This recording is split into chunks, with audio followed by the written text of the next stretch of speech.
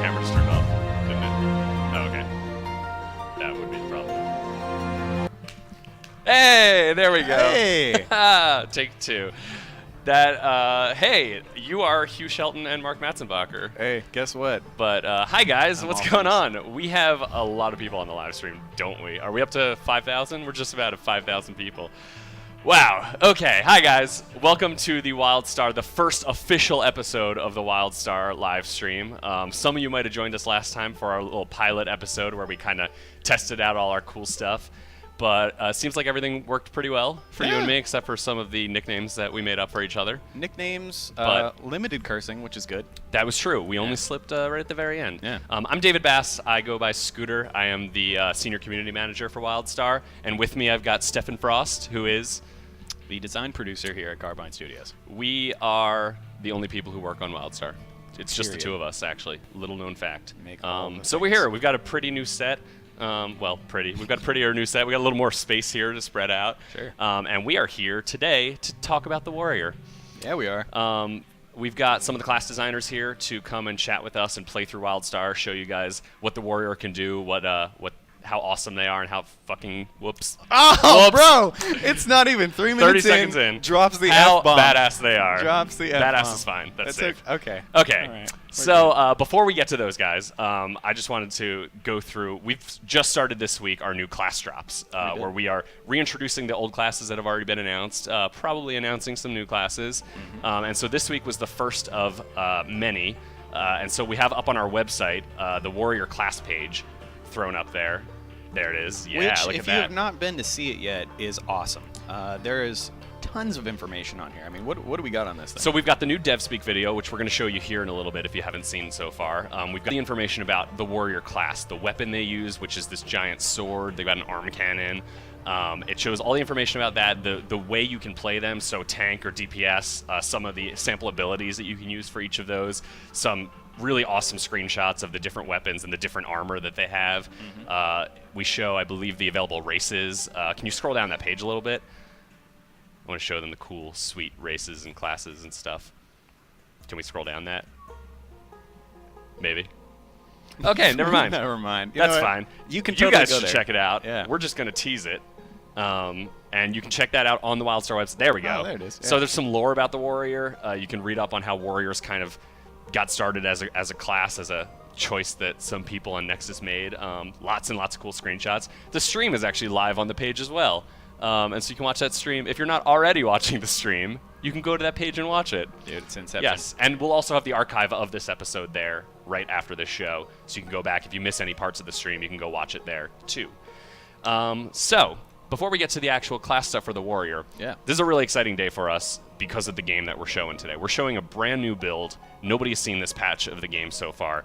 It is it's almost our winter beta build. We've Yeah. got a few more things to do with it, but it's the beta we mentioned last time ended in August. We took a couple months where the team was just very focused on addressing beta feedback and addressing player feedback. And so over the next couple weeks, in addition to showing off all the different classes, we're also going to go through all the feedback that we got for people and the big system changes we made. So, for example, one of the big ones that everyone's going to see immediately today is the new quest system. Yeah. And so, do you want to talk a little bit about how the quest system used to work?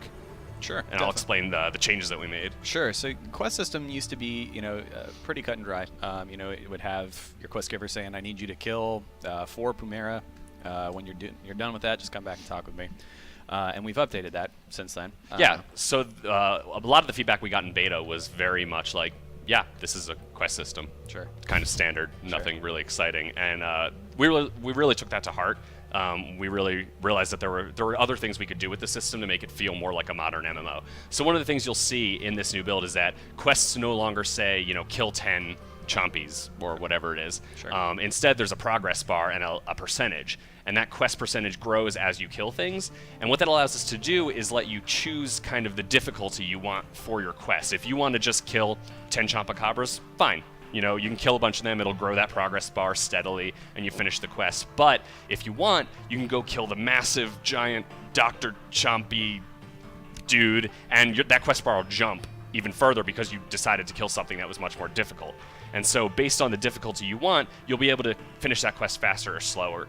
And so that really makes it feel better. And then what that also lets us do, open tagging, open mob tagging. Which is a big thing for us. Yeah. We listen to a lot of people on beta forums, via feedback that way. Just by tracking stuff in general, we were noticing that people were not big fans of the idea that if I tag something, nobody else can tag that mob.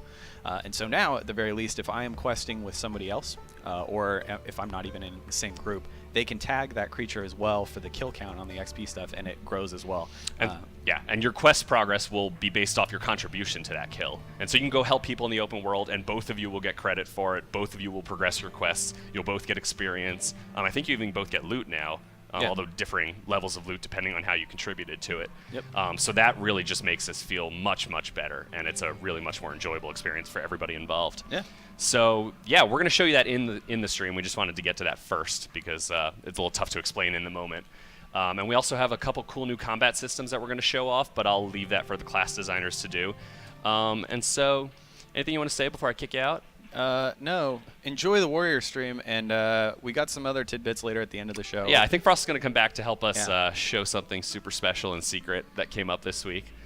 So we'll invite you back after. But right now, I want to switch over and show you guys the Warrior DevSpeak video. If you haven't seen it yet, this is just kind of a basic overview of how the Warrior plays, narrated by our very own Stephen Frost. Indeed. And so you'll get to hear his lovely melodious voice one more time as we get everybody else situated. So thank you, Frost. And let's show the video.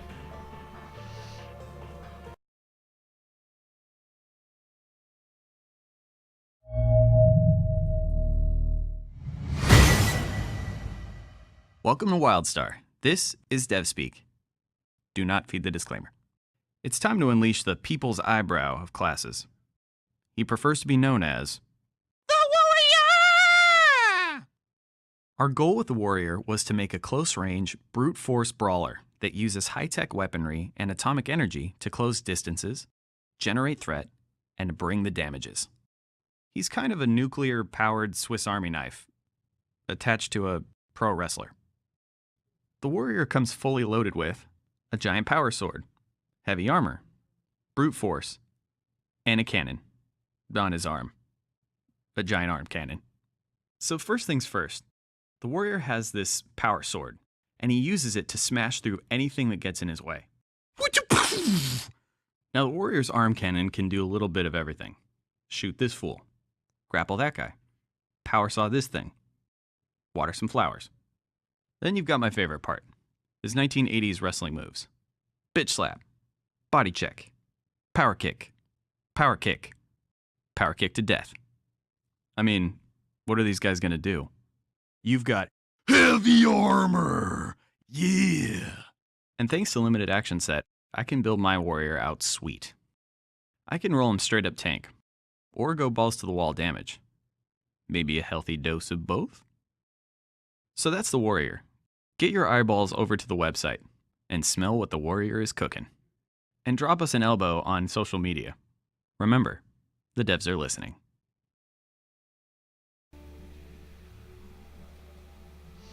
And we're back. And Frost is gone and magically split into two people.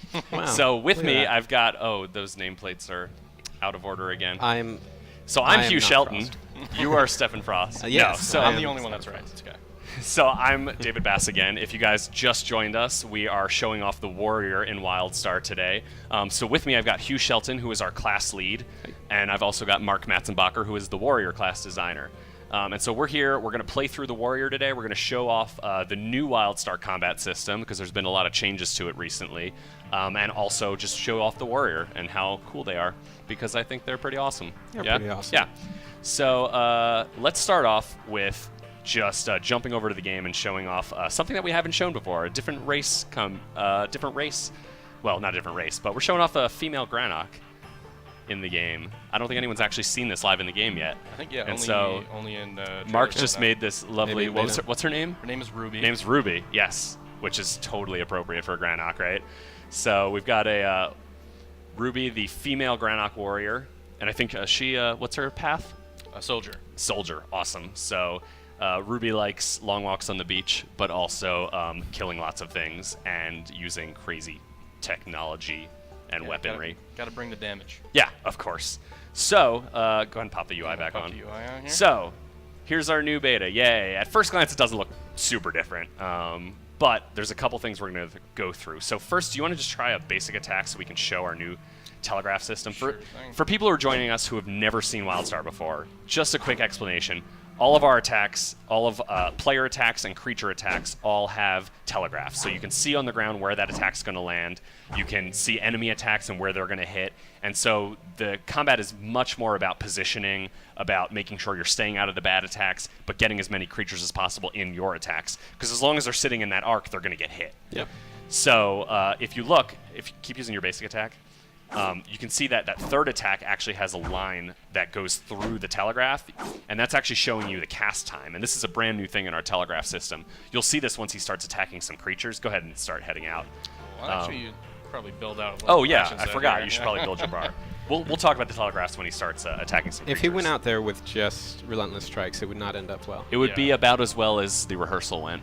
I mean, Yeah. I could probably do it, but But okay, He so could do it. one of the other features of WildStar is that we have a limited action set, which is that top bar of abilities down at the bottom of the screen. You can slot 8 abilities, right? That's 8 right. You abilities. can slot 8 class abilities. Right. You also have 1 slot for your path ability, Yep. and then you can also equip a gadget item, which will add another ability to your bar. Yeah, we'll talk about gadgets in the future. But At the lower levels, you don't have all 8. You can see here, I still have 1 locked because I'm level 18 right now. But as you level up, you will get more slots until the max of 8. yeah, and so Mark's going to go build out his character. He's got a bunch of different categories to choose from. You're on the Assault tab right now, which is basically your DPS, right? Yeah, so you have Assault, Support, and Utility, and then Path is over here for your Path abilities. So as you can see here, I'm just going to add a couple abilities to my action set. And so this action set, you can build this anytime that you're out of combat, right? Yep. And you can change it around. Anytime you're out of combat, you're able to set it up. And so you can have as many different loadouts as you want just by swapping them around whenever you're not in the middle of a fight. We also have a loadout system planned where you'll be able to save these sort of a thing. And so you can just switch it all at once by clicking Yeah. one Yes. button or whatever. Yeah, that's going to be awesome. Which is helpful because if you can notice here, one of the things that we added this milestone for beta is the tiers. So you can improve the power of your abilities. As you see here, I'm adding tiers. If they will tier, there we go. If you'll notice too, there are 8 tiers. We have 3 minor tiers in between 2 major tiers. The minor tiers will basically just kind of improve the basic power of the ability. So like whereas- the damage or the healing. Right, or kind of whatever the ability is designed Right. to do, it'll increase that. And then you have 2 major tiers, which will add more powerful, kind of more unique bonuses. For example, for Whirlwind, an ability some people who have played in beta are familiar with. While you are channeling Whirlwind and you have the major tier, it will increase your movement speed as you're channeling, so you can kind of get around faster. Awesome. Yeah, the general idea of the ability tiering system is it's something that we added based on beta player feedback. Players wanted ways of making their character feel more unique from other characters. They wanted to make some of their abilities stronger than their other abilities. And this is our system to accomplish that. Well, this is actually half of that system. This right? this is the system for the ability specific stuff, but then we have another system. Do you want to talk about amps? Should we talk about amps? Why don't we talk about it when we go over the Let's do the amps after. tiering Yeah, stuff. Yeah, okay, I'm sure so- everyone in chat's like, no, wait, do it Yeah, now. let's show some gameplay. Let's That's let's what play the people game. We'll come came back to it see. after. We Yeah. got plenty of time. So I'm going to save out my action set, and you can now see I have all the abilities on my bar. One thing really quick I wanted to go over as well, one thing that we added as well is the innate abilities are essentially abilities that you always have regardless of your action set. And for the warrior specifically, you have 2 stances. You have an offensive stance, Juggernaut, and a defensive stance, Bulwark, that you can just switch in between, as you see here. If he changes those stances, it changes the active abilities that are tied to the innate. So why don't we show those off once we're in combat a little bit later. And those are basically, you have 1 stance for DPS and 1 stance for tanking for the warrior specifically. So I'm going to hop out here. So we are right now in Gallerus, but we're actually in a section of Gallerus that we haven't shown before. I think the only stuff we've shown for Gallerus, which is like a level 14 to 20-ish zone. The area we've shown in videos and screenshots specifically is the like the war-torn area, the part of it that is like the Dominion and Exile are fighting each other, and there's just lots of tanks and stuff all over the place. But this is actually a different section of Gallerus, where there's all these animals and creatures fighting each other and wandering around. And further down south is actually where the Pell live. We'll head down there eventually. But that's also where you'll find Storm Talon's Lair, which is a dungeon we've shown off before.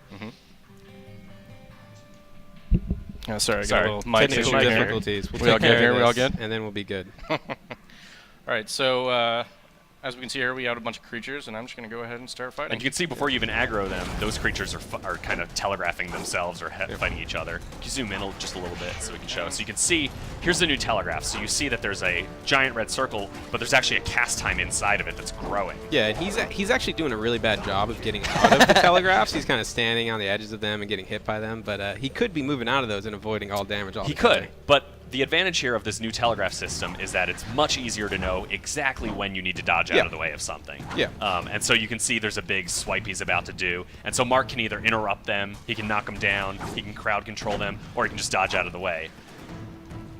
And so these, for example, these circles are actually just like clouds of gas that are just putting a dot on you. And so as that cast time grows, you know when it's going to end, but it's already started at that point. Yeah, that's one of the upgrades that we made to the system, because players didn't necessarily know when a telegraph was going to end. They didn't know if a telegraph on the ground was going to be damaging them the whole time it was out. So we added things like the edges kind of are sharp. They show you that you're going to be taking damage. And there's other upgrades that we're still working on here to make sure that players know, hey, I really need to be out of there. And this is really relevant for PvP, because now when you're fighting another player, you're seeing when their telegraph's actually going to go off. Yeah. So they can't just spin at the last minute and hit you because you're ready for it. Oh, Oh, no. Look at this. Oh, he just got me. blinded. What perfect timing to talk about crowd control and breakout gameplay. So There is one other thing on the telegraph system I'd like please. to touch on. Go though. for it. I've heard things on the internet about people worrying about these telegraphs being too bright, and all you see in the world are the red telegraphs. got a little bit We of actually an ad give here. players the option to adjust the opacity of those telegraphs, so that if you don't like seeing them that much, you could even turn them off completely. And maybe after Mark finishes up with this fight, we could show those options off. Oh, sure. Oh, get interrupted. Nice, sweet interrupt right there. So we explained this last time on the stream, but we've got a ton of new viewers this time. What happens when you interrupt a creature that's telegraphing and his health bar turns purple? What's that all about? So they go vulnerable for a short time, and while they're vulnerable, they take more damage. So a skilled player, or relatively skilled player, will take advantage of that by using burst damage or using their heavy attacks when they can to kind of get the most oomph out of it when they can. And so so you have, I know you have a specific combo you like using for that, right? Yes, I use kick to interrupt, which obviously I didn't fight anything, didn't do anything, followed by Savage Strikes, which does double damage to knock down enemies. So if you interrupt them, they are vulnerable, they are knocked down, so now you're doing even more damage because you're getting the knockdown bonus and the vulnerable bonus. I'd like to point out something based on the comments in chat. I guess that people are thinking that maybe the Arn is a pet. It's not actually a pet. It's part of a quest that you're Right, on. yeah, she's kind of following me around. The quest I'm doing is investigating some camps for for kind of like a research faction, and she's one of those members, and she's kind of following me around. So now that I'm out of combat, I'll go in and show the options for the telegraphs. Yeah, that this we is what I have. was talking about Oh, before. sure. That where you can go in. We have a ton of new options in Yeah, here you because can there's so adjust many more stuff. the opacity of your telegraphs. You can turn on which types of telegraphs are shown. So if you don't want to see your ally heals, you can turn that off. If you don't want to see the enemy telegraphs, if you hate yourself, if you want to make combat more difficult, you can do that. Challenge. Yes. So I'm gonna Awesome. go back to Thank game you, here guys.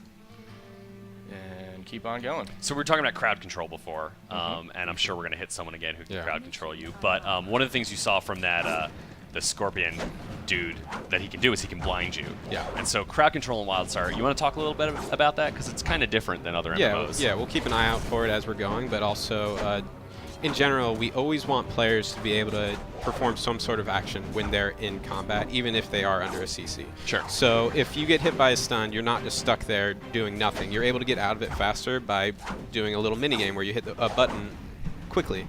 And then there's other crowd controls like blind that you saw where it impairs your vision. You're still able to see, but you kind of have to tilt your camera so you can look. Or kind of squint through it like I do. so you Watch this pro move. Ready? Yeah, so crowd control. Whoa. Nice save there. So one of the things that we added as well from previous beta is we had kind of prevented you from leaping, which is one of the cool warrior attacks if you were jumping, and it kind of made it a little less fun. So we added that back in, so you can kind of jump around to move around or to get Can to you your jump enemies. around? Yeah. With one of the Jump up and tiers. down. Jump around, jump around. Yeah. Look, he's jumping around. Jumping Like, around. yes. Nice. Also, one of the tiers for, as we mentioned, the tiers make the abilities more powerful. you're gonna die. Oh, he Nope. lives. One of the tiers allows you to use leap a second time, so you can kind of leap Whoa, in I between did not know enemies that. very fast, or if you're just moving around the battlefield as you're running to quests Yeah. or whatever, you can use it again. That's a good example of the tiers that we added. That we want to change up your rotation. We want to reward your good gameplay, and we want to change up your rotation because after you've gone to a certain level, you have most of the abilities already. We want you to change what you were doing in each fight. Right. And you can Oh, do so that you by actually just tiering up unlocked a abilities. challenge here. And this works out nicely because we didn't talk about challenges last time.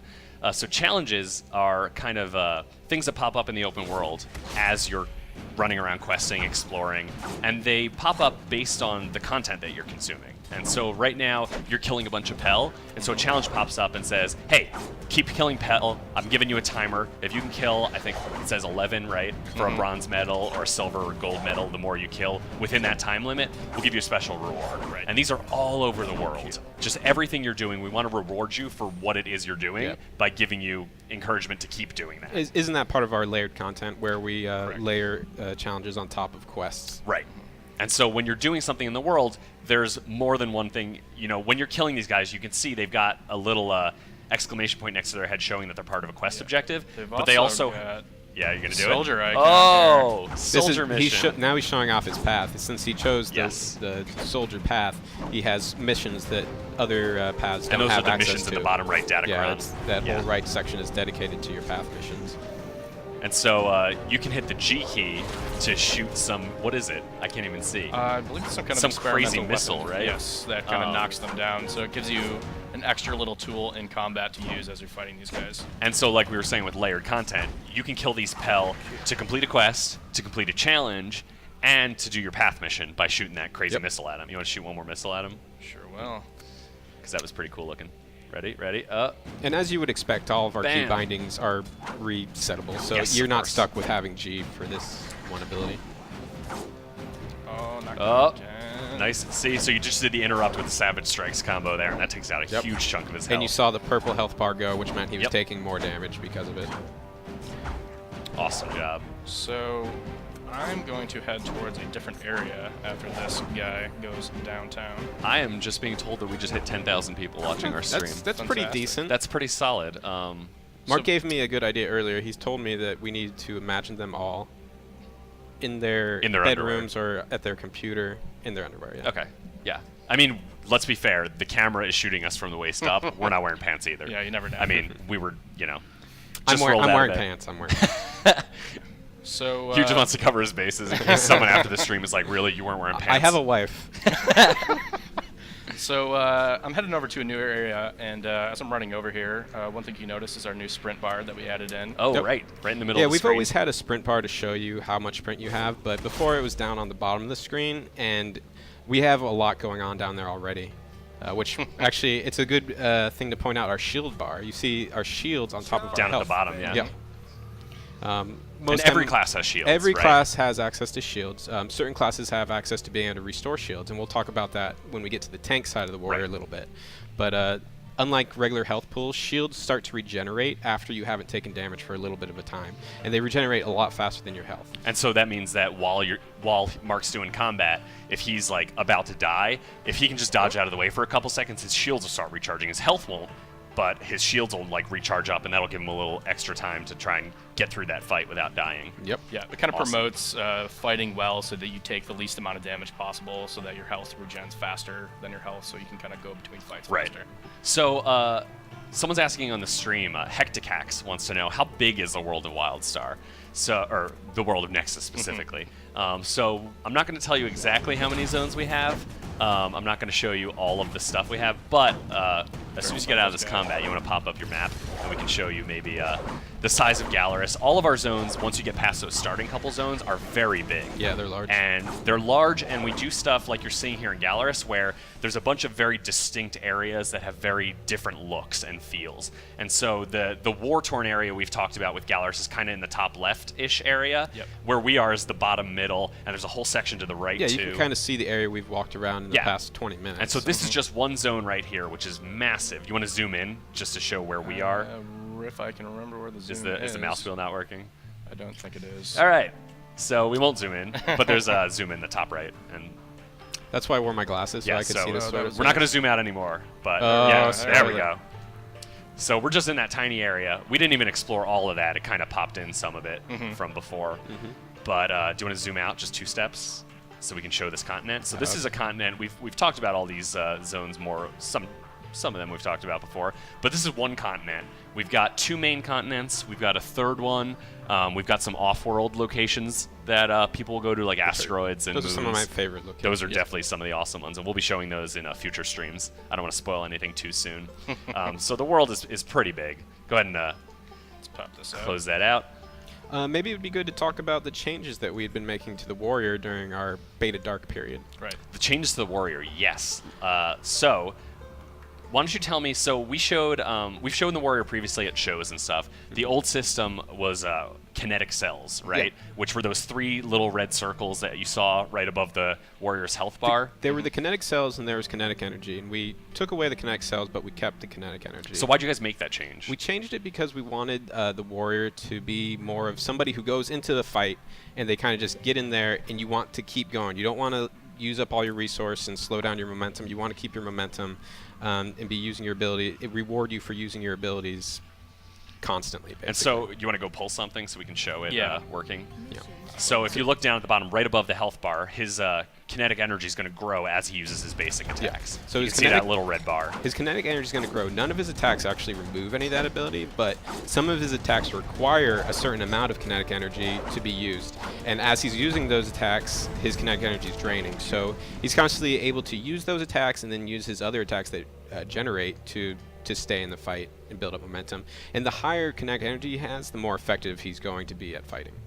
Awesome. The more damage he's going to do. Yeah, and then the innate for the DPS for the stance you're in right now actually freezes it, right? Like it stops it from decaying. Right. And so it's called the stance is Juggernaut, and when you activate it, it triggers Overdrive, which resets a lot of your cooldowns, and then essentially allows you to use all of your abilities that require kinetic energy for free as you're doing it for a short amount of time. Also increases your damage a little bit. Awesome. Question on the stream, since we're talking about telegraphs.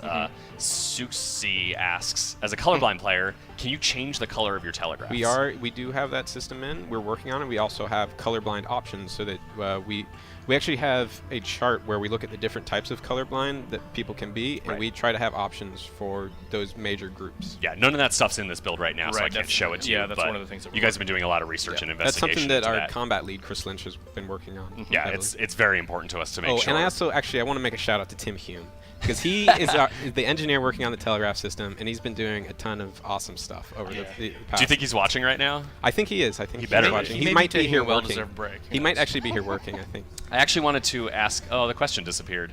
I was going to answer the question about incentive to group. Right. So there was a question on the stream about incentive to group, and people want to know, like, with the new quest system, with open tagging, why would I go group up if soloing is just as effective if I can go help out? And the answer to that is a system we haven't talked about yet, and we're not going to go into a ton of detail today about, but we are making sure that there is a huge incentive to group through the Renown system, which is, just to give a basic overview, it's a currency that you earn by playing content in groups. And that lets you buy special things through Renown currency. A lot of housing stuff is tied to it. A lot of other systems are tied to the Renown. And so you'll definitely want to group up with people if possible, because you'll be getting that extra currency that you wouldn't be able to get just by soloing or helping someone else out. And when you group up, there are certain areas in the game that scale up to be more difficult based on the number of players that you have. Like the soldier holdouts that we haven't showed off yet. But public events, and even just kind of like group-oriented kind of bosses, mini bosses that are out in the world that are, an experienced or gear player would have, a challenge, whereas a normal player would have a much tougher time. And so grouping up for that allows you to do that. And one of the things, when I was in beta, playing the game, I grouped up with my wife and I grouped up with my brother, and yeah, there were 3 of us, so that we were able to get through things pretty easily, but you're also able to pull a lot more mobs at once. Yeah, it's like killing one thing obviously is much easier when you have 3 people, but instead of pulling one thing, you pull 10 things and take them all down, and it feels much better. Yeah. Chiba wants to know in chat, Chiba's asking, because it's easier to dodge in combat, does that mean that enemies end up hitting harder? This is something that we're going to be tuning as long as we're working on the game, but yes, we want the damage that you take to be significant if you're able to dodge out of that telegraph. And we actually have been making some adjustments to that. I remember back in the old beta, back in August, telegraphs were just not very punishing. They were very easy, and you could just kind of stand through them, and it wasn't a big deal. And the recent changes I saw we made to this stuff makes it a little more punishing. Yeah. Chris Lynch will be able to talk about all the creature combat to a much greater extent than I'm able to. Yeah, he'll be on one of the next upcoming streams for one of the other classes. Did you just miss that leap? No, I got him. Did you get him? One of the cool things about Leap is it is freeform, so if you use it when you don't have anybody in front of you, you'll just jump the full distance, but you'll still do damage at the end, like when you land. So if you can aim it, even if you aren't jumping directly to somebody and they're in your AoE range, you will still hit them with damage, which is nice. Oh, getting chucked. Just got knocked up again. Wait. Here we go, though. And so that also means that you can use Leap as an escape in the middle of combat if you want to run away. It gives it a lot more versatility than it used to have when it was a target ability. You can use it to catch up to someone even if you're not in range of them. Right. At one point, we had many target abilities throughout WildStar, and we've really, over the past couple milestones, have been cutting those out. We still have some target abilities on the healers to make it easy to heal in rage and dungeon situations where it's necessary to have that sort of control. Right. So I think we have just a couple minutes left before we're going to switch over. We're going to show the Dominion side in a minute. Keep pulling a couple more things. I'd like to mention a few things that we changed the war Sure. besides the resource. We also updated a lot of the abilities. We changed the global cooldowns. This is the amount of time that you have to wait before you can use another ability after using a previous You can see ability. when Mark uses an ability down the bottom, most of the abilities will have that scroll bar that's scrolling upwards. You see that on all those abilities down at the bottom. But you also see that some of them are actually off of that, so he could leap during that global cooldown. That's one of the types of changes that we made. We made some of the abilities so that they're off GCD so that the combat in general is more fluid, there's a better rhythm to it, and using the variety of abilities that you have a different cadence than you would previously. Yeah, it definitely feels a lot better because you can be much more reactive to what's going on around you. Yeah, we also improved the pattern on abilities themselves specifically. For example, Power Strike here is one of the first abilities that you get. Requires kinetic energy. The more you use it in kind of rapid succession, the faster it becomes. The global cooldown gets released, so you can kind of start kind of on this like slow hit, and then if you keep using, you'll start rapidly smashing your enemies. I did not know that. Yeah. I know people probably think that I'm actually faking my surprise a lot of the time, but this is a brand new build that I haven't seen yet, and so I'm learning a lot today right on the stream, live with the rest of the people who are watching. And the philosophy behind that type of ability is that it's one of the main. It's supposed to define your playstyle in a way. That's the one that requires kinetic energy. So you're going to be using that ability to do the most punishing damage more frequently than any of your other abilities. Whereas the other things that you have on your bar are there to generate energy, or they're there to debuff the enemies or CC the enemies. But this is the ability that's going to define your playstyle. And the counter to that, Mark actually has on his bar also, is Whirlwind, which we've shown off a little bit. Which it's an ability that you can just use, and then as long as you have it up, it's going. So it's that sort of rhythm of, do I take Power Strike where I tap quicker and quicker, or do I use Whirlwind where it's kind of a longer channel? Yeah, it's a channel, leaves you a little bit vulnerable to getting interrupted, but can be a little bit easier to hit. So you kind of have to make that choice as you're building your character. Do we want to, if you guys off camera can queue up a couple questions, then we'll start answering questions while we switch over. So we'll just we're going to switch over to a different section of the game in a sec, but I want to wait till we get a couple questions stored up, and then we can answer those while we switch. If you notice here, one thing that's kind of cool is I've kind of come over to this area where there's kind of this Elden architecture and also pirates here. I don't think I ever. Oh, I know where we are. I got lost for a second in my head. Yeah, I've seen some comments on the internet that say that we aren't actually that sci-fi. There are actually a lot of very heavily sci-fi areas when you start the game, and some of the things that are off-world that we talked about earlier. Yeah, I'm correct me if I'm wrong, I think that's one of the things that we added in this beta was our 1 to 3 experience that we previously did not have as we were working on it. So new players will be able to see that as well. Yeah, we're going to show that in a very future heavily stream. sci-fi. It's tough to show off class combat in that because it's obviously a tutorial area, so you don't have a lot of abilities. You don't even start with a weapon. You have to go earn that weapon through a couple But quests. it's a very cinematic experience. It's definitely a very heavily storytelling area. Really cool. You start on the Ark ships, and so you get to start on the Dominion or Exile Ark ship as you're just arriving at Nexus, and so it's a really exciting introduction to WildStar, and we're going to talk about that in the future. All right, so let's go ahead and switch over to the camera view.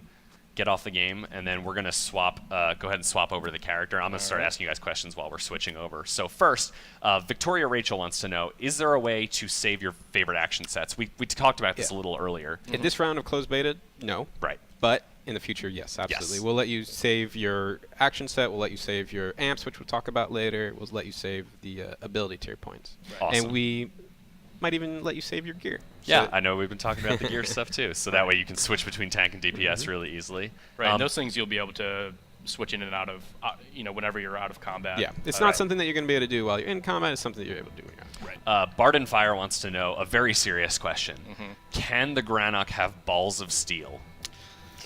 I think that's more of a question if the player has them themselves, less than the character. I mean, maybe that's just You know me. what? Players come to our game to be what they want to be. That's and right. if you want to be a Granok with balls of steel, you can be a Granok with balls of steel. Is But that we an, won't is show that them an off. option in character customization? No, I don't think it is. I don't. I would don't want hope to promise not. that. We'll look into it. We'll debate. And then I want to answer. So we already answered the question about bar swapping. I will say, even though we're looking into building loadouts and letting you swap all that stuff, anyone can build an add-on that can do that. We already have some players in beta who helped build some of those add-ons that, because we have full UI customization, a full add-on. Do you want to bring up the add-on menu real quick to show them something really sweet? I know we showed this last time, but I get really excited I'll make a about small note on the the ability to make mods that let you switch out your loadouts.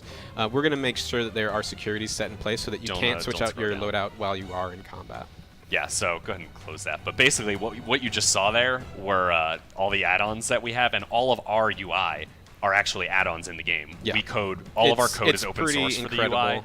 It's insane the level of openness that our client and UI team have We for use the things UI. like threat meters and DPS meters that the community has already built. Yeah, I know Players in our- Chris, the combat lead, is using one of the damage meters that the community built, and he actually went back to that player and was like, "Hey, can you just add a couple extra features? That would be really helpful." It's nice because our game is so feature-rich that our UI team is slammed all the Right. time, having to create new UIs. So having Shout out to help Matt for Krause that. for yeah, Yeah, absolutely. Matt stays here and works insane hours to try and get everything in there that we want. But I don't know if anyone can hear Frost off camera just yelling someone's name whenever we call shout out. So Pedal Chuli, before we jump into this new character, Pedal Chuli wants to know, are there free respecs anytime out of combat? It depends on what it is that you want to respec. Right. Things inside the amp system, that's going to have an escalating cost. So every time you respec your amps, it's going to cost more. You know what? and more. Let's show amps. Let's jump into amps now that we. So actually, let's show the Draken first. You just switched over to a female Draken, Right. Who's wearing this. I love this helmet. I've never. You guys said you see this helmet all the time, but I've never seen this helmet. You want to pop off the UI real quick? So this is some sweet gear for the Draken. Still playing a warrior, different level. I think your level. What level is this? This is 20 now. 20. Okay. And so we got some pretty cool gear. A nice pink tail. And so, do you want to? So let's talk about amps. Super disclaimer: this is very early. Yes. This is a work in progress. This will actually not be in the first round of winter beta. Correct. Yeah, players will be able to look at the UI, but they won't necessarily be able to spend any points within it. So let's bring it up. Whoops. So this is kind of, we were mentioning before that there are kind of two halves to the class customization side of it. So we showed ability tiering, and now let's talk about amps. Yeah. Oh man, everybody's freaking out right now, right? So Can't even amps, see chat. currently you unlock amps at level 6. You'll be able to gain a point every level up until cap level. And then maybe we might give you some more, but we won't talk about that. You're able to spend And I just want to points. say, I know you mentioned this, but this is very, very Yeah, temporary, the non-art UI UI. is temporary. A lot of the effects are still being worked on our side for like how the amps actually work. I know the UI and art team were very like, oh my god, don't show it unless you promise me you're going to tell people it's not done yet. Yeah. They don't want us thinking that this is the final art or anything like I that. think it actually kind of looks cool. I think it makes already, sense at but least, so that's the it's important definitely thing. going to be better by Yeah, the time Put some we polish launch. on it. Sorry, I didn't mean to interrupt. Go No, on. that's fine. And so you'll see that there's 6 quadrants inside Scroll this all the way down hex here. grid. And all of these different well, I guess they're not quadrants. Yeah, We talked with sextants? Aiden about Sectors, that. sectors. Is it sextant? Is that It's really what sextant. it is? Sextant it is, right? a word, I'm Right. pretty sure. We had this conversation when we went to lunch yesterday. So we'll call them trees or sections. Right. And so you can go into these different trees. You have one dedicated to assault. You have one dedicated to support. You have one dedicated to utility. And maybe I should clarify what support means. Sure. That varies on a class-by-class basis. Mhm. So if you are a tank, support means it's for your tanking abilities. If you are a healer, that means that it's for your healing abilities. Right. And then besides those 3 main groups, you also have the PvP offense, the PvP defense, and then the hybrid. And you'll notice that those 3 smaller branches, they don't have points in that very center area. In this first That rank. first shaded in that hexagon, first yeah. area. They actually require you to spend points into the branches next to them to unlock those. Right. Yeah, so one thing that's really cool about this is when you start getting points, you can only put the points in these kind of like first little section, this first rank. As you put in more points, you'll start unlocking the other rank, and then finally the last rank. So what he was mentioning that for example, the hybrid doesn't have these points here. You'd have to spend points in your assault rank first, and then your support rank, and then you will unlock your hybrid amps. Oops. And so you basically have those 3 tiers that go outwards in Yep. each hex. You have to Right. spend a certain amount of points in able to get there. And In order to- every yeah. amp costs a different amount of points. Well, And so what kinds of things are we looking at inside? It's like, what are you unlocking? Is it just stats or their abilities? It varies a bit, but you can range from things like, if you highlight over them, we don't have the tooltip Yeah, shown the up, but you can tooltips. see that this is giving you strike through. This is just one of your secondary stats, and it's going to increase your chance to hit, Right. or to avoid deflects. And this is just a passive buff that once you unlock this, you just have that on you at all times. Right. And then we have other things that maybe unlock if your shields have been drained. If your shields are drained, all of a sudden you do AoE burst damage, or you blind people that are nearby, that sort of thing. So we have proc events. We also have things that happen like as long as you have shields, you have added capability, like you can't be dazed when you're running, or your sprints increased. We pretty much try to enhance every part of the character through the system. We looked at every nozzle that we had in the game, and we tried to cram that into this. And it's pretty much all for combat. And so what's the advantage going to be between going all the way down a single tree versus spreading out across them?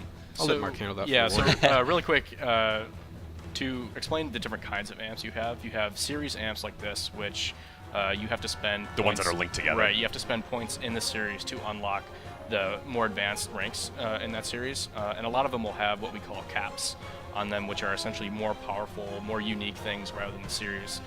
For example, as you mentioned, this is like a basic secondary stat through the series, and then the cap has a more special event. When you miss your enemies, you get a special proc that happens. There are also inlaid amps, which essentially require you to unlock an item through various means in the game, questing, random loot, things like that, crafting, or just buying them. Once you get that item and you use it, you then unlock that amp forever for your character. So there are going to be amps on this chart that don't unlock because of the number of points you spend in there. Correct. You actually have to find them in the open world Correct. through a bunch of various ways. in the Right, You'll game. be able like- to sell them on the auction house. So if you can't actually Oh. find it out there, you'll be able to go and spend the money. If the rare ones are obviously going to cost a lot more Right. than the easier to find. Right, Awesome. like this one, for example, it has a special event when you reach your maximum energy on the warrior and you start pulsing out damage, things like that. Cool. There are then also, we do unlock abilities if you spend a bunch of points in them, which will kind of be very powerful, kind of like signature marquee abilities for that. I think I saw that. specific That's section. you can see that in the abilities menu, right, where it shows you when Right. how you unlock it. Yeah. Right, there. yeah. If you go back, if we switch back here to the abilities, you'll see ones that I haven't purchased, and they say at what level they unlock, and then you have your ability here that says it's unlocked through amps that you need to get. So I think we might have covered the amp system enough. There's Yeah. a lot of people that are watching this that are looking more for gameplay. Yeah, than let's jump for right the back amp into system. gameplay. But I'm sure that we piqued the I know interest of the quite a few super people. hardcore want to see this Yeah. stuff. Right. So And before we leave that, I want to say that we added that system based on beta feedback, Yes. just like the ability tier system. That was Players definitely- wanted more customization that was tied to their character rather than that was tied to their gear. They wanted to improve themselves, make themselves more unique. And I want to say that the man, the myth, the legend, sometimes people call him Karabiak, some people call him Karabosh. Aiden Karabach made that system. He designed it. We all worked together to improve it, but he's the main designer behind that system. thank you, Ross. I was waiting for that. So I just want to remind everybody, how many people do we have watching the stream right now? 11,000 people. So if you tuned in halfway through and you have no idea what's going on, what this game is, I know we're up on the front page of Twitch, and people are probably just clicking on it randomly and like, what is this? This is WildStar. This is an MMO coming out next year, spring 2014. We are a sci-fi MMO set on this legendary planet Nexus. You'll see here we've got action combat. We've got this huge telegraph system where all of your attacks and all the enemy attacks are visible on the ground, and so you can avoid them and whatnot. This week we started off our class drops, where every week we're reintroducing a new class, or maybe introducing some actual unannounced classes in the future. And so this week was the Warrior, and so we're here playing the Warrior. We'll be doing this every week for the next 6 weeks, showing off a different class live on the stream, introducing a ton of other features in the game and other systems in the game, but focusing on a different class each week. And so I'm here with Hugh Shelton, who's our class lead, and Mark Matzenbacher, who's our Warrior class designer. And so we are playing through. So we showed off the DPS side of it, and I think you are... You're playing as a tank now, or are you still I'm now DPSing? playing as the tank side. So you're going to notice that he's going to take him a lot more time to kill mobs, because his damage output's going to be quite a bit lower, but his defenses are increased a lot. So he's able to take on these 2 big guys, no problem, really. Yeah, I'm taking pretty much no damage. So what's this attack that's actually attached to the enemy that you're doing? So this is a pretty cool attack for the Warrior. It's called Polarity Field. It's an arm cannon shot, so you can do it at ranged. I'll hover over the telegraph here. You can see the range of it. It hits a single enemy, and when I hit them, it creates a kind of damaging field around them. So you want to shoot it at an enemy and then kind of drag them into their buddies so that they are then dealing damage kind of to themselves. Awesome. So Foofy Moonkin is asking us on the stream, are the Granok the best race for Warriors due to their stats? Like, do they get a stat bonus because they're a Granok, or are there any extra things that races get that make them better suited for certain classes? We don't want to force people to pick a race based on some stats that just make them better for PvP or PvE or whatever. We want players to choose the class that they like the looks of the most, or they just like the most. We don't want to tie that to combat. So no, any warrior can be just as good as any other warrior based on your race. Right. In all specs. One of the questions that we had that we missed really quick was, can you change stances in combat? Right. And the answer is yes. If you do, specifically for the warrior, it will drain all of your kinetic energy. And also the active abilities for both stances share a cooldown, which are very powerful abilities, so we don't want you to be able to just kind of like spam. So it doesn't reset the cooldown on your innate or anything like that. Yeah. And actually, Gunna91 wants to know, do warriors have a healing ability? They do have healing abilities. It actually heals their shields rather than their health pool, but they have a couple of abilities that heal their shields. And so they have a lot of survival abilities. Yeah, I'll let this guy damage him really quick. I actually have it on my bar here. It's called Emergency Reserves. It increases my shield capacity. As you can see here, my shields are empty now. If I use it, my shields come back up. Yes. And you also get some interrupt armor there, too, right? right? I get some protection from CC. So that means they can't stun you or knock you down before they actually do it once and knock that interrupt armor. And you notice it's a kind of a small heal at this point, but if you tier that ability up, it'll heal a lot more through the ability tiering system. DDD Juice wants to know, are there any abilities that prevent shields from regenerating or like slow down your regeneration in PvP? There's actually an effect that we call Overload that you can do to shields that will prevent them from functioning at all for a certain amount of time. So if you see a warrior with full shields, you use this on them and try to finish them off, that sort of thing. And so it prevents it from It prevents it from blocking anything. Awesome.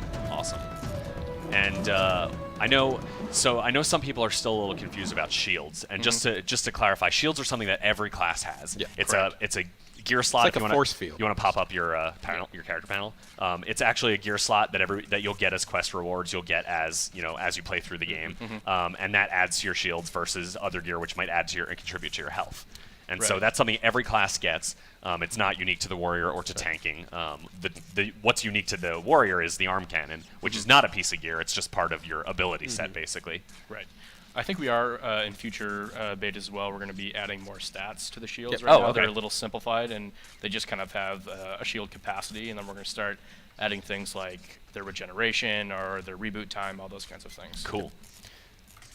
That's actually a good question. Duncan wants to know: do you deal more damage in the middle, like in the core of the telegraph, or like is the edge of the telegraph less damage? That's going to depend entirely on the telegraph that's hitting you. Certain telegraphs will have extra areas on the outside of them that deal less damage or deal more damage, but that's all going to be based on the attack. But if it's a single shape attack, if it's a single it shape, all does the same amount of damage. It damage. all does the same amount of damage. And so you might see attacks that actually like have a circle and then a bunch of checkerboard squares outside of it, and each of those could do different things. That's right. Oh, this is a good question. I think we just answered this in the Reddit AMA, maybe. Right? I don't recall. It's been an yeah, exhausting week, but Kazridian.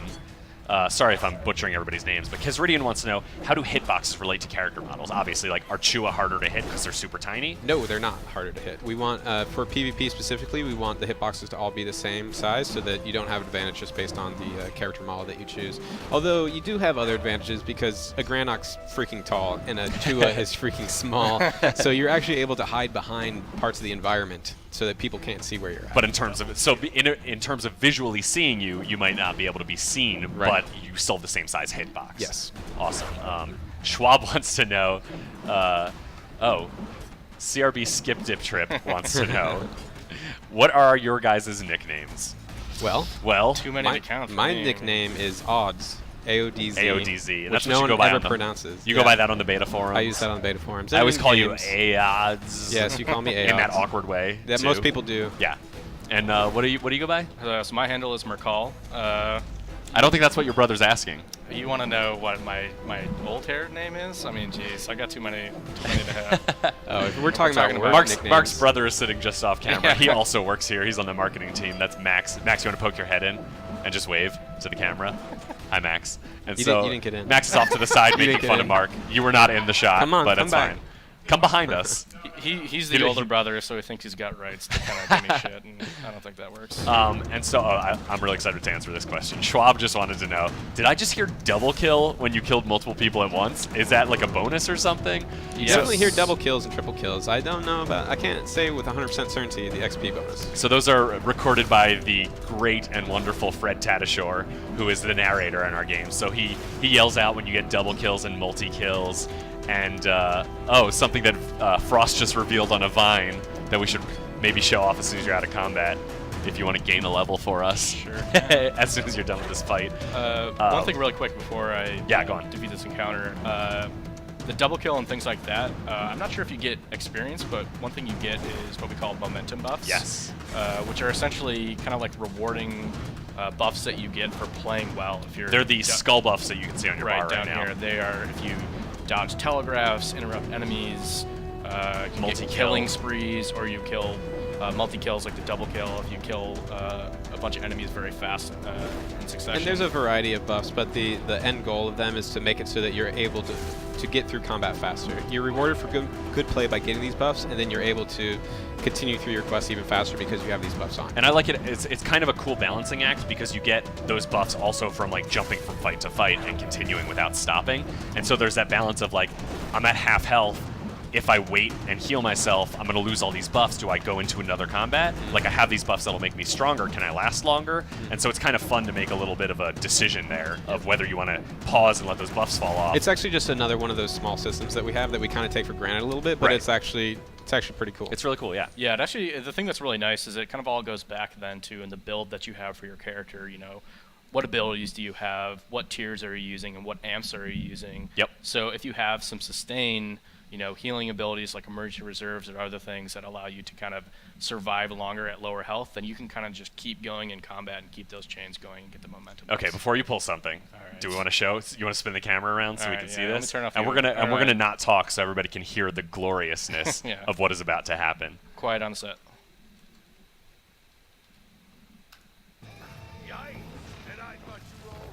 What just happened? So, did they hear the VO there too? The voiceover? Yeah.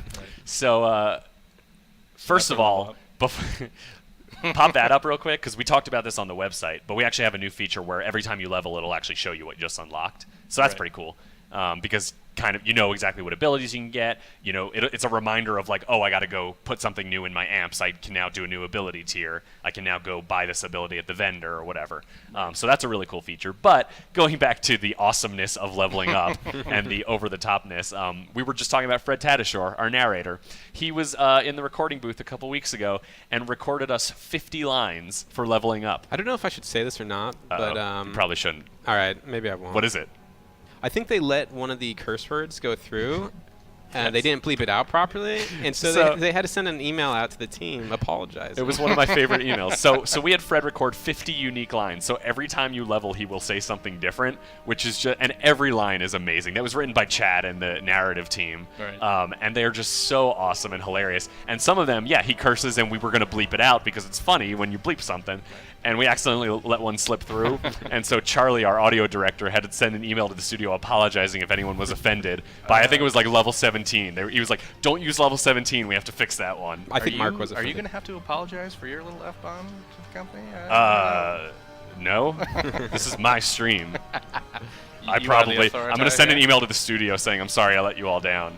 It was Frost's fault. I think we should try to rapid fire some questions. Yeah, Right. so you can go ahead and keep playing, Mark. Sure. We're in a really cool OSIN area, and we're just going to start rapid firing some questions doing a from public chat, because I event. know our team in chat has been throwing more and more, and we've just been ignoring them because we're having such a good time up here. So Smiley Hat wants to know, do you have something in place so that combat roles that deal less damage, like a tank or healer, can still get as much credit for their kill? I didn't work on this system directly, so Sure. I can't say with 100% certainty, but I'm sure that that's something that we'll look at to make sure that players of all roles are rewarded. Yeah, we're making sure that there is a reason. I mean, especially in PvP, I know we track some stats for tanks and healers to make sure that they get that reward for participation, even though they may not be doing damage. In PvE, that's because it's a very new system. I don't know if it's in right now, but I know they want to look at that sort of thing to make sure that if you're doing something, you're solid. Yep. So Isku wants to know, will armor type actually have an impact in combat mitigation-wise? And so how do you plan on balancing heavy armor versus light armor? So the way it works is actually kind of simple. It's that heavy armor gives you more armor than medium and light armor, and your mitigation is increased by quite a bit. do we balance that with damage? We actually do balance that with damage. So classes that are able to wear heavy armor, you're able to wear it right from the beginning, and you actually get less assault power and less support power from your attributes than the other classes do. And what assault power and a support power are, they're basically what the sources are that we use to tell how much damage you do. So if you have brutality on a warrior, you gain assault power, and the more assault power you do more damage with your assault abilities. And so that means like a spell slinger that uses light armor will have, by default do more by damage default, than a they have heavy a lot more. warrior. Yes. But that also depends on how you build it, too. And you're also able to counter that a little bit by your stance. So if when he's in his DPS stance, he actually gets a boost up in his assault power, but he gets a subtraction to his mitigation. Right.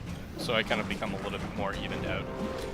And so Snuff197 wants to know, tell us about the PvP system. There will be arena, right? One of my favorite parts of the game is PvP. Of course. We do that maybe the most on the class team. I don't know if that's good and we're to gonna, say or not. I will say we're going to do a stream sometime in the future. It may not be during the class. Well, it might be near the end of the class stuff. But we're going to definitely show off PvP. I know that's what people want to see. A lot of people want to see us battle it out. Some people want to see certain people in the studio battle it out, specifically. But just to run off all the things that we do have arena. Yes, we do. We do have battlegrounds. Yes, we do. We do have dueling, and then we also have war plots. Yes, and arenas specifically, because I know that's what he was asking about, were 2v2, 3v3, and 5v5. Yep, the kind of the ones you'd expect. Right, and we'll get into arenas, battlegrounds, and war plots on future streams. I know people really want to know about war plots because we haven't really talked much about it at all. I think Jen will be able to get into that. So I think I got time for maybe one more question, and then we got to wrap it up. I want to bring Frost back on for something special. It's going too But fast. actually, you know what? Let's keep going for a couple more minutes. We got a little more time. We got some extra time. Give you a little bonus. I'm getting the signal to wrap it up, but I'm like, no. You know what? No. I'm just gonna keep going. He doesn't care about what other people have to go do. I'm just gonna sit here all day. It's fine. So Tokadiniho. Yeah, I got that. Yeah, Tokadiniho wants to know, are amps only passive skills and stats? Besides being able to get the passive skills and stats, you're also able to unlock abilities that you can use in your limited action set. So we showed that before in the abilities bar. Right. Yeah, so there are right now currently 3 abilities that you can unlock via amps. 1 support, 1 assault, 1 utility. Right. And we'll look into how that works once we put it into beta. These were kind of abilities that we used to let everybody get, but we felt like they were really strong if you could use them on those other roles. And so we really want to reward you for sticking with a single path to going all the way down the assault tree, for example. We also allows us to potentially even maybe increase their power a little bit, because absolutely. we'd have to invest some points to get them and whatnot. Roni Heat wants to know, are paths giving more abilities important for cookie cutter builds? So do certain classes want certain paths to in order to maximize their roles? The path abilities, we switched those up in this last build. We made them so that they're all non-combat abilities. They're things that are for quality of life. They're like create a food table sort of thing so that you can regenerate quicker when you're out of combat. They're things like out of combat only speed buffs, or create a portal to a capital city, that sort of a thing. And so we didn't want your path to be tied to combat. We wanted your path to be tied to the playstyle that you most enjoy to play. So we didn't want to force people to have to be a settler every time they're over here. So do you have a couple examples you can give of what path abilities are? Well, those were kind of the ones that the portal to the capital city. Sure. So you're able to get that as, I forget which path exactly gets that. As an explorer, you have an ability that you're able to drop a teleport pad at your current location. You're able to get a certain distance away from it, and then you're able to teleport back to where you place the teleport pad. So that's really useful for missions where you're exploring an area, you're platforming to get up to someplace high, and you want to get back to the start really quickly. Right. That was a lot of the path abilities came out of the path team and the class team working together to make things that would work and would be interesting and cool, but wouldn't affect combat. Is it right to say that we're making sure that there is no need that you will not need a specific path to make sure that your class is, optimized? Is that the goal here? Yes, that is the goal. Yeah, we just wanted to decouple. We didn't have to worry about min-maxers all being soldiers and things like that. We want you to be able to just choose the kind of content that you want to play. But then we do have gadgets that you can get, which are anybody can pick up these gadgets, and they're kind of more generic type of abilities that could potentially fill up gaps that your class might have. So there's gadgets that heal, there's gadgets that restore shields, that sort of thing. But they're not restricted by class or anything. You just find them or pick them up or buy them or whatever. All right, so I think we're all done with submitting questions. So if you're still trying to submit questions in chat, we've got all we need. So thank you guys. We're gonna read the last couple ones. What do we got? So Talkson wants to know, what do warriors have to prevent themselves from being kited by ranged classes like a Spellslinger? Right, so there are a bunch of gap closing abilities. You do have to access some kind of generic CCs like snares and whatnot, but two abilities that I use specifically are Plasma Whip, which I have actually equipped right now, which pulls enemies to me. One of the tiers that you unlock is that it will also snare enemies. And I'm taking on way too many enemies here. Pop my innate. You can do it. Don't die on stream. So you popped your innate. You can see his kinetic energy is not decaying right now, and your shield's just regen to full. Well, yeah, I'm immune to damage there. Yeah. So tanks are, wow, that was pretty impressive. I want to say during rehearsal, Mark died like 4 or 5 times. He's been practicing, but he actually wanted to make sure that this looked good. Hey man, look at all that loot you just sucked in. That was amazing. Besides being able to pull enemies, you have an ability called Unstoppable Force, which stops you from being CC'd for a short duration of time. You have ranged attacks thanks to your arm cannon that you can actually hit enemies when they are far away from you. So you have a lot of tools. My favorite crowd control. And you guys want to explain Tether a little? Yeah, so Tether I don't have at the moment because I'm not high enough level, but it's a arm cannon shot that hits a single enemy. It's kind of like about this range-ish. You hit an enemy and they get tethered to wherever they are standing, so they won't be able to move away from it more than 10 meters away from where they are tethered.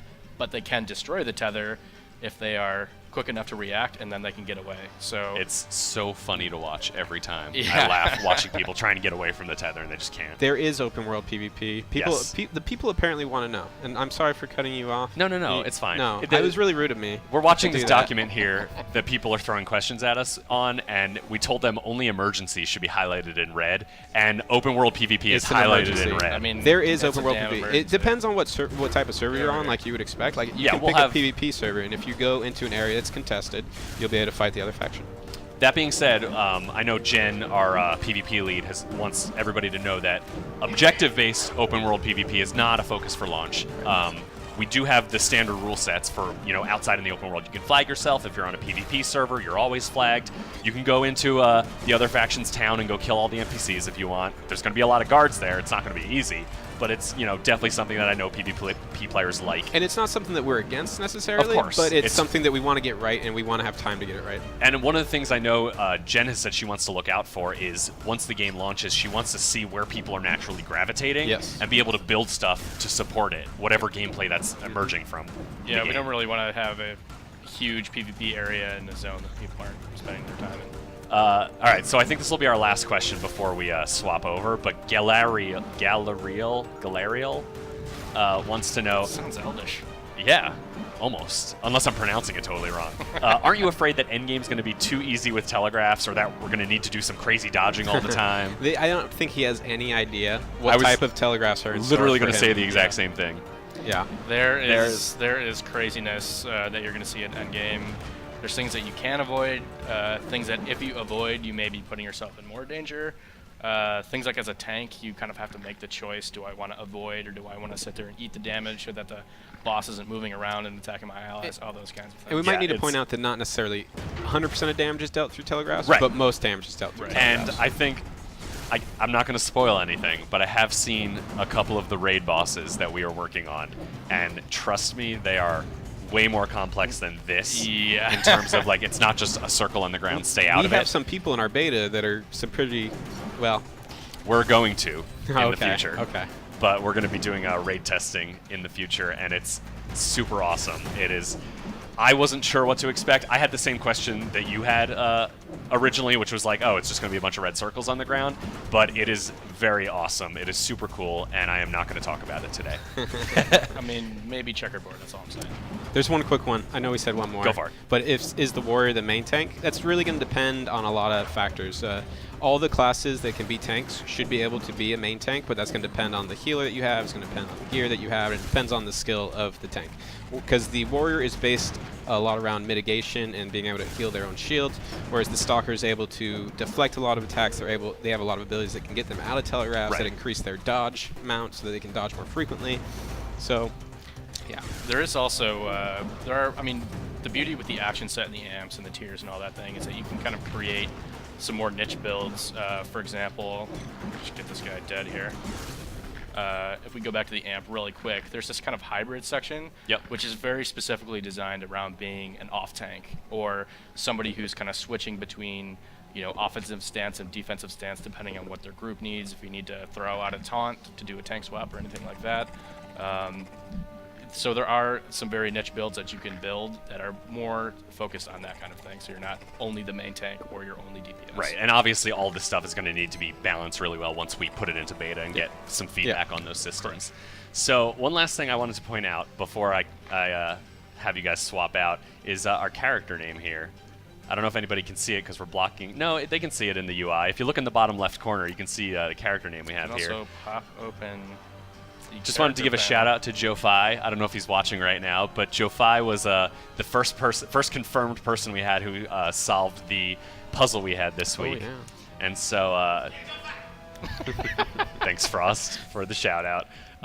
So yeah, we just wanted to give him a little shout out and congratulate him. Speaking of the puzzle, I want to thank you guys for being on here. Thank you for having us. I'm going to have Frost on here for one little last surprise, but really appreciate it. I am sure you guys will be back in the future for some other things. Yes, we will. Thanks for watching the stream. Yeah. Thank you to everybody out there who is interested in WildStar. So don't go away. We are still here. I'm just going to have Frost jump in and have one of you guys jump out, or both of you guys jump out, so we can do one last final thing. Go ahead and camp. Cool. So go ahead and flip your mics up. And now I'm all alone on the stream. So yeah, go ahead and log it in. And then while we're doing this, I have so I just want to remind you guys before I forget that we're still taking beta signups. Winter beta is starting very soon. We've shown off today one of the early versions of this new version of WildStar. There's a lot of changes in there. We're going to need lots of feedback, so we're going to be ramping up beta pretty fast. We're going to invite all the old people back. We're going to invite lots of new people. And so it's really exciting. So go to wildstar-online.com and sign up for beta. And then, what else did I forget? Hello, Frost. Hello. How are you? I'm great. Welcome back. I'm going to move Thanks. this chair out of the way just right. a little bit. Whoop, there goes my headset. Easy, bro. So, Well, so there's one thing that we forgot to talk about, but we didn't really forget. So didn't, earlier yeah. this week, we launched the WildStar Warrior Dev Speak. We did. And hidden in that disclaimer was a little bit of a puzzle. I would say it's more than a little bit. It was dastardly, perhaps, in its construction. It was awesome, is Yeah. what it was. Our very own Chris Hennell, who was part of the cinematics team and also known as Disclaimer Guy, AKA. put together that puzzle. And through the ingenuity of the community, everybody kind of came together and worked through it and discovered a little preview of something cool we have in the game. I'd also like to say, we've been in a bunch of conventions, done some interviews, that sort of thing. My goal with this was that somebody would poop themselves. And did they? Would you say that they did? I got a couple tweets saying, Daddy, I pooped myself. So. Are you sure that had to do with WildStar? Are you sure that is what they were referring to? Daddy, totes pooped myself because of hoverboards. Thank you. If anyone's wondering, Frost will not be joining us for future streams. What? But Come thank on. you. You mean Daddy? All right, so let's go over and switch over to the game and show what everyone wants to see. That's right. Oh, dude, hoverboard. Hoverboard, which is, there you go. So, yeah. So we got hoverboards in the game. So something else I'd like to point out. Oh, dude, don't get attacked by Oh, the wolf. God. Oh, please go. Our mounts have health. They do, yes. Yeah, so Can I if you see get that if I attacked, put the UI back on? Yeah, there it is. so if you get attacked, that health will start to deteriorate, and when it's done, obviously it'll disappear. So that's something that's kind of cool. Also, our hoverboards work on water, bro. Yeah, where's the water? It's over here. It's over there. So We've I've got a little nice pond. speed boost here. You can see that little Yep. flames You coming can out. Shift sprint and And I run can around also jump and also grab the board. it. Double jump. What up? There we Yeah. go. Up, right here. Over Look at that. water. Look at that. Dude, you know Wait, what I'm saying? Look, I'm moving. I'm not actually stuck there. We've Yeah, that's right. upgraded the hoverboard, What bro. up? This is the year. This is not 2015. No, this is your awesome.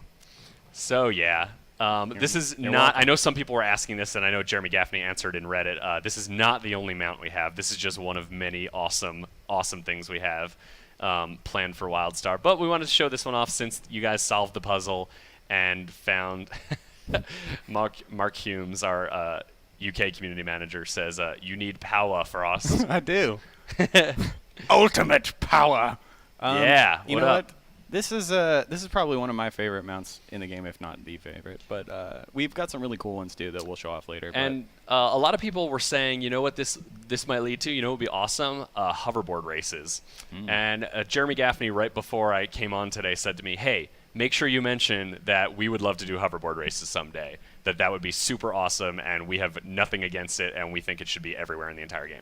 Agreed. So that's not to say it's in there right now, but I know that it is something that the team thinks would be a natural progression here. Also, something that I like to do in capital cities is grind rails, yo. It's not like Oh, I'm not as good at that as you are. yeah, well, it's not like Tony Hawk or anything where you're like glued to it, but you know, sometimes just riding around, just hitting the rails. Also, I just want to point out, because we've never really played Algorok at night. It's night here in Algorok. Yes, there's a day-night cycle. Yeah. And right now you can see there are these sleeping cow things. They're called roan. So guess what I'm going to do? I'm going to tip them. Dude, it's a challenge. So Challenge. we do have a day-night based challenges like this one where I can tip cows when they fall asleep at night. And I just thought that was hilarious and had to point it out. It is hysterical. So I think that's it. Mark is trying to make you do various impressions through our doc here, I see. Yeah. But Oh, shout out Brinzig for the hoverboards, and also Doug Kaup for working on and this. yes, Man, both of those guys put in the time. This is just a testament to our dev team here. It was a side project that these guys were working on in off hours. And Oh, God. they just Oh, like, God. oh, dude, the cows are pissed at you. And you know what? It was awesome that they just did that in their free time, brought it to the art director and a couple of the other directors, and said, you know, we need to put this and in the it game. is as amazing as everyone wants it to be. Yeah, and as it all is of us, awesome. it's way cooler than any of us expected it to be. Yeah. most So, that about wraps it up for us for this episode. I want to remind everyone to go to the WildStar website. Now that we're doing these class drops every week, we will have a specific page up for each of these classes with all the details about the class, you know, some examples of armor sets that you can look at, the different weapons, the different abilities they use. We've got dev speaks for each of the classes coming up. And also, if you missed any parts of this live stream, or if you're telling your friends about it later, send them to the WildStar website, to that class page, and we'll have the archived video up of the live stream so they can check out the warrior. They can see everything we did, every time we died or messed up, anytime we said profanity on the stream. I'll try and cut that out, but I probably can't. You probably can't. Probably can't. It's there forever. Thanks. So anything else you want to say, Frost? Look forward to the Esper next week. Oh, you know what we should talk about? So Frost. So Chad Moore, also known as Pappy, our narrative designer, our Pappy narrative Moore, lead okay. here, he sounds kind of like that. Dude. All right. Lore for the WildStars. He sounds literally like that, actually. He's been talking a lot of smack lately about your skills at PvP. Right. I just want to point out, I will decimate Pappy. You know what he does for a living? He writes things. Okay? Yeah. You know what I do for a living? Snap necks and cash checks. Okay? That's what I do. And So- I'm going to do that to Paps So live we're- on the internet. We are planning a live match between Frost and Pappy sometime in the near future during one of these streams. I think we'll do it right after one of the streams, after we show off one of the classes. So we're looking into doing it. I don't want to promise, but it might be next weekend during our Esper stream. I know that I asked you're around, and I asked Chad, and he said that he had to ask his wife for permission. AKA I don't know if that's Pappy's true. scared. I don't know if that's true. Doesn't I also know wanna he was know. trying to be like, well, maybe we should bring in Jen Gordy and she can show me how to do. He's scared, dude. You know what? I don't know, man. I mean, here's the thing. I got things to write. I don't know if I can fight Yeah. Frost because he's way better at me than everything. So we'll see if we can do it next weekend. It's going to be pretty awesome because I think Chad has no idea what he's in for, and I've given him plenty of chances to back out of this, and he's all like, "Dude, I got this." Dude, I've been training with Hugh. All right. That we've been listening to. You've montage literally been working music. with the people who make the classes. Bro, I'm on the computer. They're like dabbing my head to get the sweat off. 'cause So I'm training so hard. This should be a pretty quick fight. We'll leave maybe 30 seconds at the end for it because I think it'll just be done, dead. Oh man, you know what? I can't wait for him to write how great his death was. Into then. the game. Yeah. We'll make it part of the official WildStar lore, Yeah. the death of Pappy. He was smote on a specific day. We'll have a little gravestone for him. Yeah. I actually want to do this now. All right, that's it. We're going to wrap up. Remember to sign up for beta on our website. Subscribe to the Twitch channel. Click follow right underneath the Twitch stream so that way you get notified whenever we're going live. Follow us on Twitter. We're team_WildStar. Follow us on Facebook. That's facebook.com/WildStarOnline. We are all over the place. We're everywhere. And we will be back in 1 week showing off the Esper. So have a great weekend, everybody, and thanks for joining. Thanks, guys.